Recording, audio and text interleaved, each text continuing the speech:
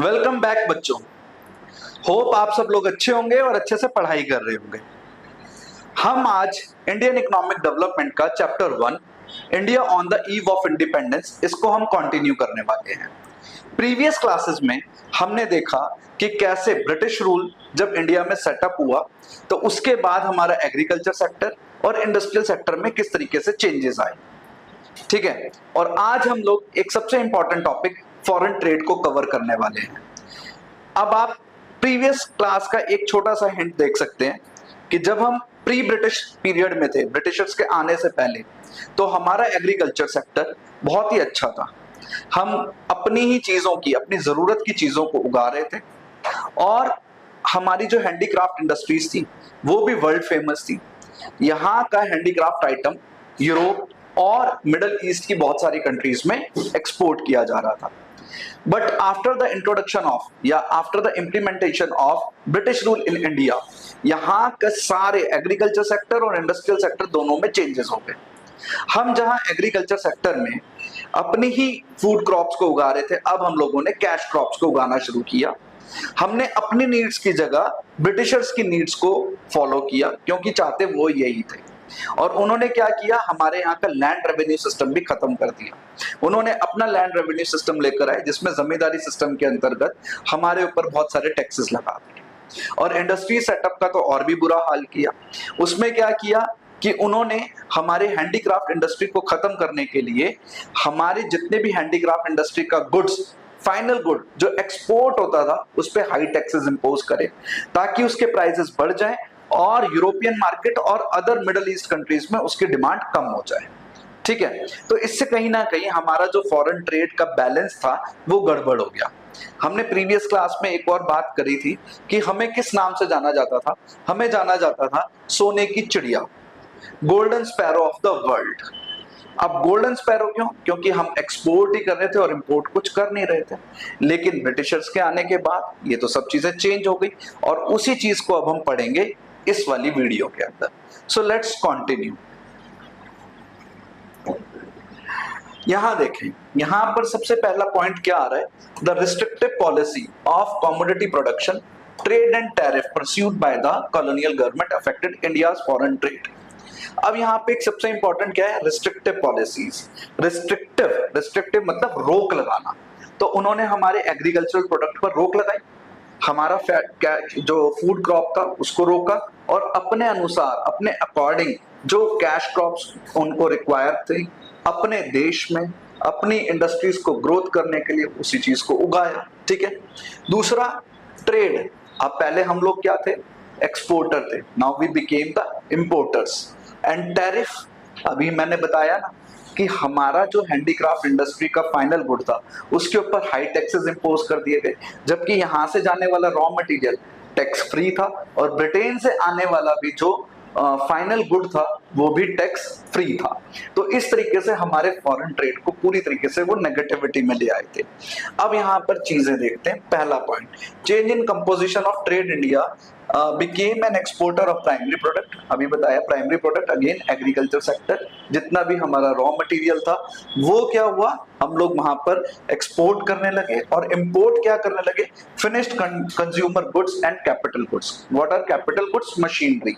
तो हम लोगों ने वहां से, यहां से तो रॉ मटेरियल भेजा बिना टैक्स के। अब जबकि जरूरत तो हमारे देश में थी उस रॉ मटेरियल की, वो हम यूज नहीं कर रहे। कौन यूज कर रहा है? ब्रिटेन। और ब्रिटेन से बना हुआ माल यहाँ पर आकर बिक रहा है, फाइनल गुड्स, फिनिश्ड गुड, और उसी फिनिश्ड गुड का हम लोग इंपोर्टर बन गए। So the exporter of finished good became the importer of finished good. तो ये चेंज हुआ, एक्सपोर्टर से हम क्या हो गए, importer. Change in direction of trade, Britain maintain the monopoly control over India's export and import. अब क्योंकि हमारे ऊपर सरकार किसकी है, किसका राज है? ब्रिटिशर्स का। अब वो जैसा चाहेंगे, जहां चाहेंगे हमारा माल बेचेंगे। तो उन्होंने हमारे एक्सपोर्ट और इंपोर्ट को पूरी तरीके से कंट्रोल कर लिया। More than half of India's foreign trade was restricted to Britain. मतलब अब वो हमारा जो पहले वाला एक्सपोर्ट था जो मिडल ईस्ट में जा रहा था, जो यूरोप की अदर कंट्रीज में जा रहा था, वो अब बंद कर दिया गया और 50% से ज्यादा जो भी हमारा प्रोडक्शन था वो अब हम कहाँ एक्सपोर्ट कर रहे हैं, ब्रिटेन में। जबकि जो थोड़ा बहुत रह गया वो सिर्फ चाइना और सिलोन, जो जिसको हम आजकल कहते हैं श्रीलंका, और ईरान में बेचा जाने लगा। मतलब पहले हम मिडल ईस्ट के बहुत बड़े एक्सपोर्टर थे, उनकी नीड्स को हम फुलफिल कर रहे थे। अब क्या हो रहा है कि हम ज्यादा माल ब्रिटेन में भेज रहे हैं, और थोड़ा सा जो बच गया वो हमने इन तीनों देशों में बेचा, श्रीलंका, चाइना और ईरान। लेकिन इससे इम्पैक्ट क्या आ रहा है कि हम लोग अगेन फर्स्ट पॉइंट पे चलते हैं, हम बन गए हैं importer of finished good, which we earlier was exporter of finished goods. Clear? इस चीज को ध्यान में रखना है कि एक्सपोर्टर कंट्री अब क्या बन गई है, इंपोर्टर कंट्री। ठीक है, अब हम इंपोर्ट ज्यादा करने लगे, और जब हम इंपोर्ट ज्यादा करने लगेंगे तो हमारे देश से पैसा चला जाएगा, और एक्सपोर्ट करेंगे तो हमारे देश में पैसा आएगा। तो स्पैरो, गोल्डन स्पैरो जो थी, उसका गोल्ड धीरे धीरे उड़ता जा रहा था, रंग फीका पड़ता जा रहा था, सोने की चिड़िया लुट गई थी इस ब्रिटिश काल में। ठीक है, अब हम देखते हैं फॉरेन ट्रेड। तो ब्रिटिश रूल में जो फॉरेन ट्रेड था वो कैसे हो रहा था, कौन सा ऐसा रूट था जिससे कि ब्रिटिशर्स को बहुत फायदा हो रहा था कि वो हमारे इंडिया के साथ ट्रेड कर पा रहे थे। तो उस समय जो भी रूट था वो था सी रूट। सी रूट मतलब समुद्र की यात्राएं। ठीक है, और ये जो हम बात कर रहे हैं, ये हम बात कर रहे हैं लगभग 1800 के आसपास और उसके आगे की। ठीक है, उस समय पूरे वर्ल्ड में चेंजेस आ रहे थे। जो ब्रिटेन है वो अपने एम्पायर को बिल्डअप कर रहा था, जैसे पहले बोला गया था ना, वो ईस्ट इंडिया कंपनी के तौर पे इंडिया में आए, फिर उन्होंने इंडिया को कवर किया, श्रीलंका को कवर किया। इस तरीके से धीरे धीरे वो अपना एम्पायर बिल्ड करते जा रहे थे। और हमने एक और बात सुनी है कि जब ब्रिटिशर्स का यहाँ पे राज था तो उनके जमाने में ब्रिटेन में कभी भी सूरज अस्त नहीं होता था। There was no sunset during the British rule, because वो वेस्ट में है, तो यहाँ पे अगर रात है तो वहां दिन है, और वहां रात है तो यहाँ दिन है। तो अभी हम देखते हैं सबसे पहले कि सी रूट कैसा था, कौन सा सी रूट था जो कि ब्रिटिशर्स अडॉप्ट कर रहे थे। तो इसको समझने के लिए हम लोग एक इमेज के जरिए इसको समझ पाएंगे। ठीक है, तो आप देखिए, ये ब्रिटेन और ये रहा हमारा इंडिया। ठीक, अब ब्रिटिशर्स जब आना शुरू हुए तो वो ये लैंड वाले रास्ते से तो आएंगे नहीं, है ना, इंडिया में, क्योंकि ये बहुत लॉन्ग रूट है और पूरे के पूरा ये जमीन से जुड़ा हुआ है। लेकिन यहाँ पर पहाड़ी बहुत है, ये पूरा हिली एरिया, और इतना लंबा किसी भी कंट्री के लिए अब वहां से आना वो इम्पॉसिबल सी बात थी। तो उस समय क्योंकि वॉयजेस चालू हो गए थे, सी वॉयजेस, समुद्री यात्राएं चालू थी, तो वो लोग कहां से आते थे, ये पूरा एरिया कवर करके इंडिया में एंटर होते थे, गुजरात या फिर मुंबई के पोर्ट पर। ठीक है, तो आप देखो कहां से आ रहे हैं वो ब्रिटिशर्स, ये वाला पूरा अटलांटिक ओशन पार करके, और फिर वो अफ्रीका का पूरा चक्कर लगाते हुए इंडियन ओशन के अंदर एंटर करते हैं, और फिर अरब की खाड़ी से, मतलब अरेबियन सी से होते हुए इंडिया के अंदर एंटर होते थे। ये एक बहुत लंबा रूट क्रॉस करके, तय करके इंडिया में पहुंचते थे। ठीक है, अब लेकिन इसमें दिक्कत क्या थी, दिक्कत ये थी कि यहां से उनको एक बहुत ही लंबा डिस्टेंस है। अब जब लंबा डिस्टेंस है तो उनको क्या चीज सबसे ज्यादा दिक्कत दे रही है, वो है उनको टाइम, डिस्टेंस। और जब टाइम और डिस्टेंस होगा तो जो उनकी कॉस्टिंग है, कौन सी कॉस्टिंग, ट्रैवल कॉस्ट, वो बहुत ज्यादा थी। ठीक है, ट्रैवल कॉस्ट क्या थी, हाई। क्यों, क्योंकि उन्हें एक लॉन्ग डिस्टेंस कवर करके इंडिया में एंटर होना था। और ये जब समय की बात कर रहे हैं हम 1800 से आगे 1820, 1850, ये जो टाइम पीरियड है, ये टाइम पीरियड में ना सिर्फ ब्रिटेन एक्सपेंड हो रहा था, बल्कि वर्ल्ड की दूसरी इकोनॉमीज, वर्ल्ड की दूसरी पावर्स भी बढ़ रही थी। इनमें एक सबसे इंपॉर्टेंट कौन सा हुआ, इसमें एक सबसे इंपॉर्टेंट था फ्रांस, फ्रेंच जो लोग थे वो अपने आप को एक्सपेंड कर रहे थे, डच ये लोग बढ़ रहे थे, जर्मन्स ये लोग बढ़ रहे थे। तो ये एक लॉन्ग हिस्ट्री है, उसको हम नहीं कवर करेंगे, बट सिर्फ ये इसलिए बता रहा हूं ताकि तुम्हें समझ आ सके कि सिर्फ ब्रिटेन ही नहीं था जो अपने आप को एक्सपेंड करने की कोशिश कर रहा था, कि हमें कोई ऐसा रास्ता मिल जाए, छोटा रास्ता मिल जाए कि जहां से हम लोग इंडिया में एंटर हो सके और अपने व्यापार को, अपने ट्रेड को और ज्यादा इंक्रीज कर सके। ठीक है, तो अभी हम देखते हैं नेक्स्ट स्लाइड में। तो अब हम यहाँ पर देखते हैं कि क्योंकि पूरे वर्ल्ड में ही एक ऐसा होड़ चल रहा था, एक ऐसा कंपटीशन चल रहा था कि कौन सी यूरोपियन पावर बहुत सारे एम्पायर्स को, बहुत सारी कंट्रीज को अपनी कॉलोनी बनाती है और अपने एम्पायर को इंक्रीज करती है। और सबसे इंपॉर्टेंट उनके लिए क्या था कि अगर उन्हें ईस्ट में जाना है, ईस्ट मतलब इंडिया, चाइना, जापान, इस वाली साइड पे जाना है, तो उनको एक कोई ना कोई शॉर्टकट रास्ता तो ढूंढना है। तो अब आप स्क्रीन पे देख रहे हैं कि यहाँ पर ऊपर लिखा हुआ है एक फ्रेंच इंजीनियर जिनका नाम है फर्डिनेंड डे लेसप्स। अब फर्डिनेंड डे लेसप्स ने क्या किया, इन्होंने एक सबसे इंपॉर्टेंट चीज दे दी दुनिया को, जिसका जो इंपॉर्टेंस है ना सिर्फ हिस्ट्री में है बल्कि आज तक वो हमारे फॉरेन ट्रेड का एक इंपॉर्टेंट हिस्सा रह गया। और वो क्या था, वो था डिस्कवरी ऑफ सुएज कैनाल। ठीक है, अब ये सुएज कैनाल क्या है? सुएज कैनाल ये नेचुरल नहीं है, ठीक है, ये क्या है, मैन मेड। और जब मैन मेड है तो इसको हम क्या बोलते हैं, आर्टिफिशियल। आर्टिफिशियल, आर्टिफिशियल का मतलब ये ओरिजिनली नहीं था, ये नेचर के द्वारा दिया हुआ नहीं था, इसको बनाया किसने है, फर्डिनेंड डे लेसप्स ने। और क्या नाम रखा, सुएज कैनाल।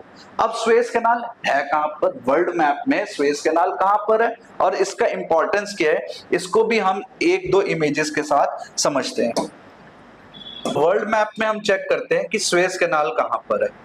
अगर आप ये मैप देख पा रहे हैं तो अफ्रीका और एशिया, अफ्रीका और एशिया के बीच में एक सी जाता है जो रेड सी है, और अफ्रीका के ऊपर है मेडिटेरियन सी। ठीक है, अब हो क्या रहा था, जैसे कि हमने पिछली इमेज में देखा, एक बार और ओपन करके दिखाता हूं मैं आपको।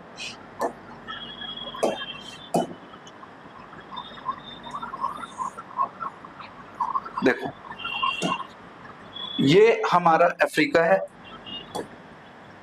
ये अफ्रीकन कॉन्टिनेंट, ये एशियन कॉन्टिनेंट। अब यहां से अगर हम देखेंगे तो इधर हो क्या रहा था कि ब्रिटेन जो है, ब्रिटिशर्स, वो ये एक पूरा राउंड लेकर यहाँ पर आ गए थे। ठीक, अब ये देखो, ये हमारा ये वाला जो वाटरवे है, ये हो गया हमारा रेड सी, जैसे कि हम इस इमेज में देख पा रहे हैं कि ये रहा रेड सी। और अफ्रीका के ऊपर ये वाला जो पोर्शन है, ये पोर्शन है मेडिटेरियन सी, और इस इमेज में भी आप देख पा रहे हैं कि ये रहा मेडिटेरियन सी। तो फर्डिनेंड डी लेसप्स जो कि फ्रेंच इंजीनियर थे, इन्होंने एक ऐसा रास्ता निकाला कि जिससे कि मेडिटेरियन सी और रेड सी के बीच की जो दूरी है वो खत्म हो सके। तो यहां पर आप देखो, ये वाला जो एरिया है इजिप्ट के पास वाला, यहां से मेडिटेरियन सी से अगर डायरेक्ट एक वाटरवे मिल जाए तो वो रेड सी को कनेक्ट कर देगा। ठीक है, जबकि ये नेचुरली नहीं है, इट इज नॉट नेचुरल। तो नेचुरल ना होने की वजह से इन्होंने, भाई साहब ने इसको यहाँ पर बिल्डअप किया है। अब आप देखो, इसको थोड़ा सा मैं जूम करके दिखाता हूं।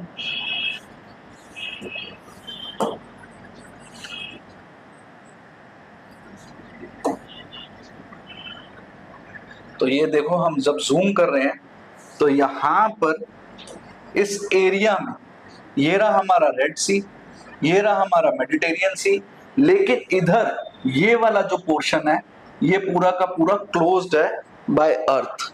और इसमें से एक रास्ता बनाया, इसको खोदा गया, इसको एक रास्ता दिया गया कि पानी वहां से निकल सके। और जब वो पानी निकला तो ये वाला जो पॉइंट है यहां पर बनता है हमारा क्या, सुएज कैनाल। ठीक है, तो अब सुएज कैनाल आपको समझ आ गया होगा।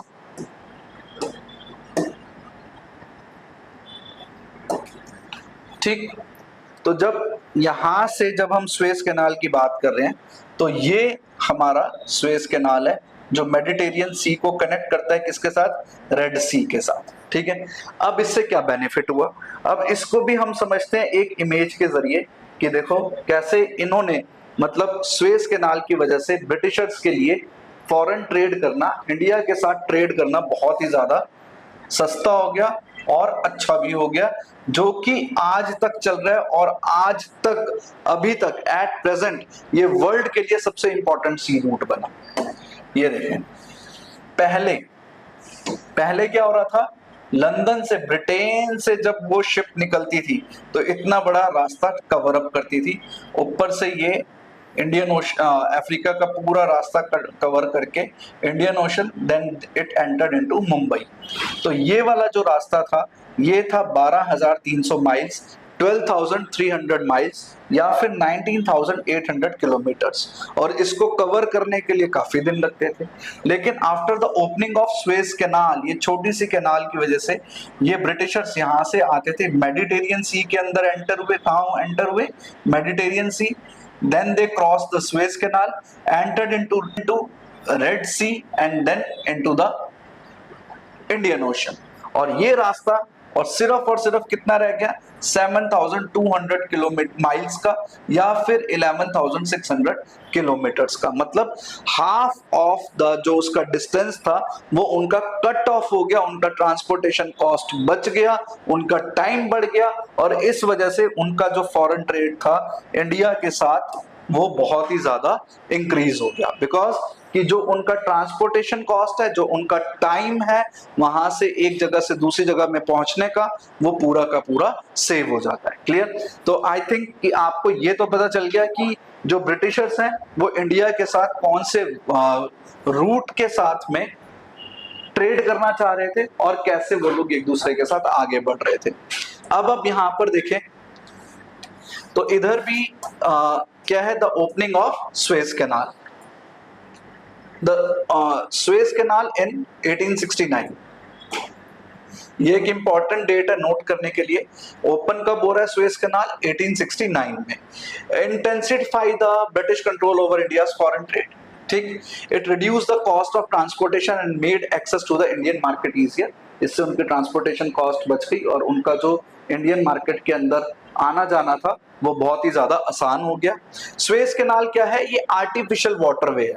मैं बार बार बोल रहा हूँ ये आर्टिफिशियल वाटरवे है, ये नेचुरल नहीं है। इसको किसने बनाया है? इसको बनाया है French engineer Ferdinand de Lesseps ने। इसको आपको याद करना पड़ेगा।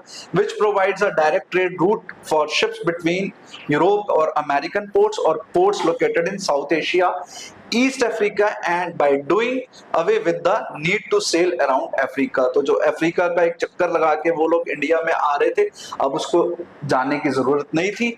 वो ऊपर मेडिटेरियन सी और यहाँ पर रेड सी, इसको कनेक्ट करते हुए then they entered into the Indian Ocean and then to directly towards the important port of India, that is Mumbai. तो मुंबई पोर्ट पर वो लोग सीधा वहां से पहुंच सकते थे। So next is change in structure of trade. India's foreign trade resulted in the generation of large export surplus. बहुत ज्यादा export surplus हो गया। This surplus came at a huge cost to the country's economy, क्योंकि हम export ज्यादा कर रहे थे, लेकिन एक्सपोर्ट करना हमारे लिए बेनिफिशियल नहीं था। हम लोग किस चीज का एक्सपोर्ट कर रहे थे? रॉ मटेरियल का, ठीक है, फाइनल गुड का नहीं, रॉ मटेरियल का। As an exporter of primary products, raw material, इससे हमारा जो, क्योंकि अभी हमने पीछे पढ़ा कि जो हमारी नीड्स थी उसका तो हम लोग कुछ भी नहीं कर पा रहे थे, वो तो हमारी बेकार हो रही थी, हमारे को फूड क्रॉप तो मिल नहीं रहा था, बल्कि जो रॉ मटेरियल जिससे हम हैंडीक्राफ्ट इंडस्ट्री को और ज्यादा इंक्रीज कर सकते थे, उसकी बजाय हमने उसको कहाँ बेचा? बाहर, ब्रिटेन में भेज दिया, ठीक है। It did not result in any kind of gold और सिल्वर इनटू इंडिया। इससे हमारे को कोई बेनिफिट नहीं हो रहा था, क्योंकि हमारे ऊपर सरकार किसकी है? ब्रिटिशर्स की। और ब्रिटिशर्स किसका फायदा चाहेंगे? अपना, ना कि हमारा। तो उन्होंने क्या किया कि जो भी हमारी पेमेंट्स थी उसको ऑफिस सेटअप, उन्होंने दूसरे जो कॉलोनियल गवर्नमेंट थी ब्रिटेन में, उनके ऑफिस को सेटअप करने में वो पैसा खर्च किया, या फिर जो ब्रिटिश गवर्नमेंट ने बहुत सारी लड़ाइयां, युद्ध लड़े हैं, उन सब के ऊपर हमारा जो हार्ड अर्नड मनी थी उसको पूरी तरीके से बर्बाद कर दिया। तो आई होप आपको ये फॉरेन ट्रेड वाला चैप्टर समझ आ गया होगा। फॉरेन ट्रेड का जो ये पार्ट था चैप्टर 1 में, ये आपको बिल्कुल क्लियर होगा कि कैसे ब्रिटिशर्स ने हमारे फॉरेन ट्रेड को अपने अंडर कंट्रोल करके रखा हुआ था और इंडिया को इसका कोई भी बेनिफिट नहीं दिया था। ठीक है, तो अब हम आगे की वीडियो में हम पढ़ेंगे डेमोग्राफिक प्रोफाइल और ऑक्यूपेशनल स्ट्रक्चर के बारे में, जो कि इस चैप्टर 1 का एंडिंग पार्ट होगा। Till then, goodbye, take care and remain healthy and fit.